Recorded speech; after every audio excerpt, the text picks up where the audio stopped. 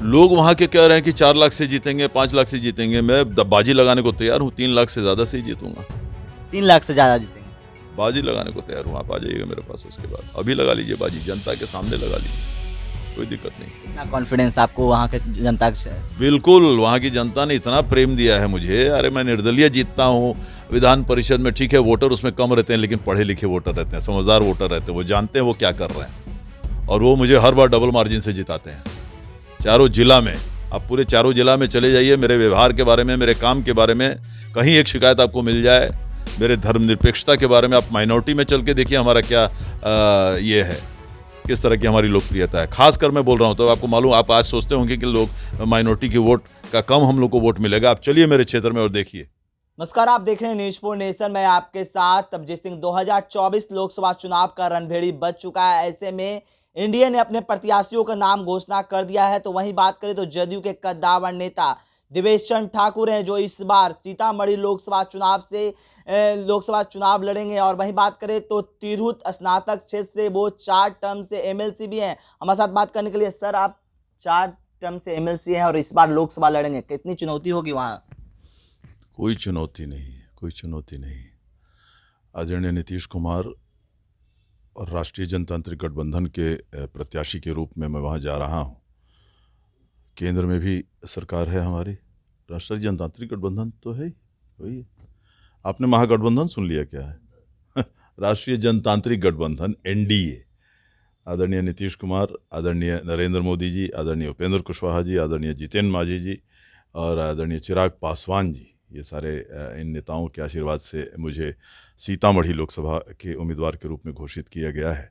मैं इन सभी नेताओं को और विशेषकर आदरणीय नीतीश कुमार को धन्यवाद देता हूँ, आदरणीय ललन सिंह जी को धन्यवाद देता हूँ, और जितने हमारे जनता दल यूनाइटेड के नेता हैं सबको बहुत बहुत धन्यवाद देता हूँ। सर, आप तिरहुत स्नातक क्षेत्र से 4 टर्म के एमएलसी हैं और इस बार लोकसभा लड़ेंगे, तो जनता का क्या राय है? जनता के बीच में आप हमेशा रहे हैं और देखते हैं कि सुबह 8 बजे से लेकर 11 बजे तक आप जनता दरबार भी लगाते हैं, तो इस बार मिजाज क्या है सीतामढ़ी का? नहीं, मिजाज तो पूरे देश का आप देख रहे हैं। जो सब ये जो बोल रहे हैं लोग 400 पार, ये कोई, इसकी संभावना बहुत प्रबल है। इसको इस तरह से नहीं, इसको हल्के से नहीं लेना चाहिए।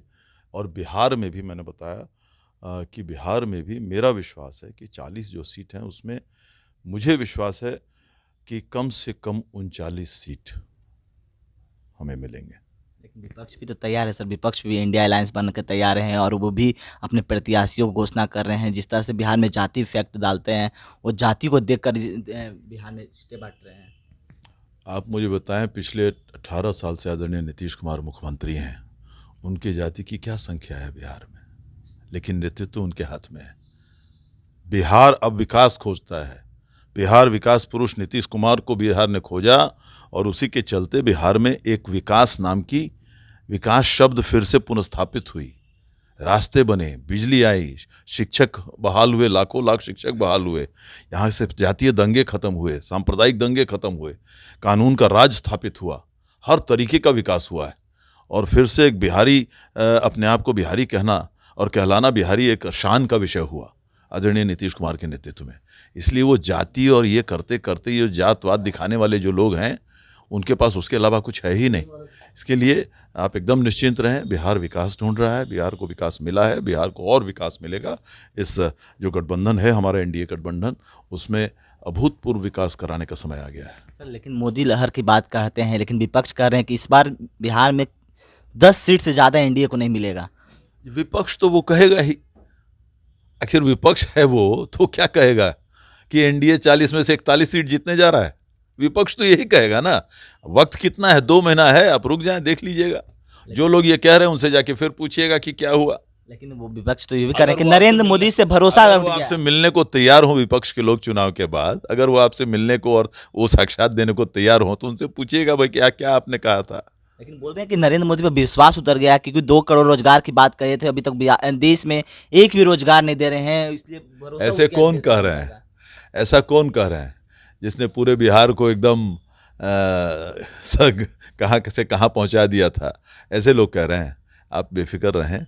अब जितने आप रिजल्ट देख रहे हैं पूरे देश में, तो सब तो नरेंद्र मोदी के नेतृत्व में उनके पक्ष में ही जा रहा है। इसलिए एकदम कहीं कोई ये नहीं, कोई लड़ाई नाम की चीज़ है ही नहीं। आप सर सीतामढ़ी से लोकसभा से लड़ रहे हैं और जिस तरह से कहा जाए कि राम मंदिर जो सबसे बड़ा मसला था वो सुलझा दिया गया है, तो सीतामढ़ी में जो पुनौरा धाम का वो भी मसला कहा जा रहा है कि बहुत जोरों पर है कि लोकसभा जीतने के बाद वो मंदिर बन जाना चाहिए। इसी कई नीति लगे हुए हैं। बिल्कुल सही बात है और ये समय की पुकार भी है और मैंने आज नहीं पिछले 20 साल से मैं ये बात उठा रहा हूँ कि जिस तरह से अयोध्या को पूरे दुनिया में, पूरे देश ही नहीं पूरे दुनिया में लोग जानते हैं, लेकिन अफसोस है कि माँ सीतामढ़ी जो माँ सीता की प्रकट स्थली है उसे हिंदुस्तान में भी लोग नहीं जान रहे हैं कि यहाँ सीतामढ़ी नाम की जगह है जहाँ पर माँ सीता प्रकट हुई थी।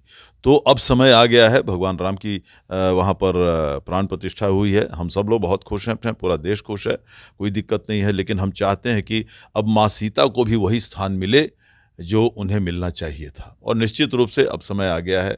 मुझे विश्वास है कि हम लोग अपनी ज़िंदगी में वो देख लेंगे। क्या देवेश ठाकुर की प्राथमिकता रहेगा कि अगर लोकसभा जीतते हैं तो वो पुनौरा धाम को लिए विकास निश्चित रूप से बाकी सारे विकास के साथ साथ ये भी वहाँ होगा, इसमें कहीं कोई शक नहीं है। मैं बात बोल रहा हूँ, मैं आपको 20 साल से ये बातें उठा रहा हूँ। जितने केंद्रीय नेतृत्व आते थे, कोई भी किसी भी दल के, और मैं भी जहाँ भी था तो मैं ये बात जरूर उठाता था कि आप लोग इतना ध्यान अयोध्या पर भी दे रहे हैं, लेकिन माँ सीता पर भी आपका ध्यान आना चाहिए और अब वो समय आ गया है कि उसको फलीभूत करने का।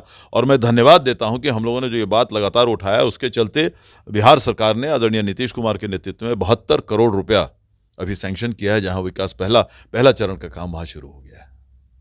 यानी कि फिर से वो धर्मस्थल बनाना है सीतामढ़ी को इस बार पहले से है, मतलब पूरे देश में पूरे देश में क्यों नहीं, बनना ही चाहिए, क्यों नहीं, अच्छी जगह है। पर आखिर किसी देश के जिस आखिर एक धर्म प्रधान देश है ये, और जो हमारी धार्मिक भावनाएं हैं उसके अनुरूप अगर हम काम करते हैं तो फिर इसमें दिक्कत क्या है, अच्छी बात है।